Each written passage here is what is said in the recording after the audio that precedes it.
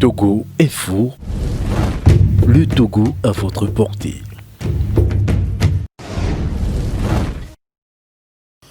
Non, il va de soi. Vous savez, souvent on dit quand la tête est pourrie, le pied s'ensuit facilement. Euh, Depuis quelques temps déjà, les Togolais décrient l'entraîneur, M. Claude Leroy, pour insuffisant de résultats. En principe, il devrait, à mon sens, écouter la rue et essayer de s'éclipser. Il ne l'a pas fait, il se maintient toujours là par la force. On a encore connu une grande défaite.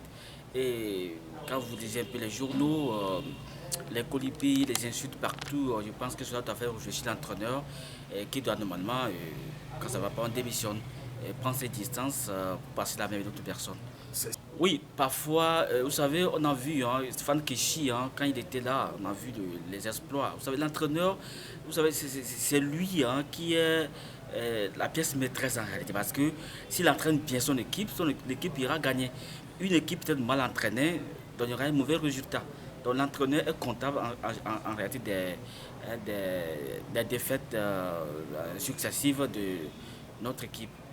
Et je pense que Claude Roy, c'est un Français. Et il doit prendre acte de la voix populaire et passer la main sans souci. Parce qu'il faut quand même que quelqu'un d'autre puisse prendre le relais pour que nous puissions comparer les deux exploits.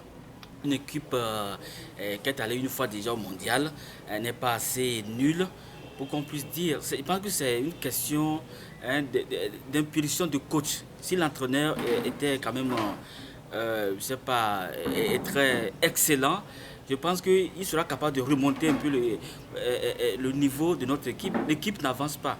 À chaque fois, on revient à la maison, tête baissée. À chaque fois, je pense que en tant qu'entraîneur, il devrait demander tirer les conséquences que de miser sur son salaire et vouloir foncer. Quand ça ne va pas, qu'est-ce qu'il faut faire? On démissionne. C'est la norme en France, partout et ailleurs. Pour les corps civilisés, c'est comme ça.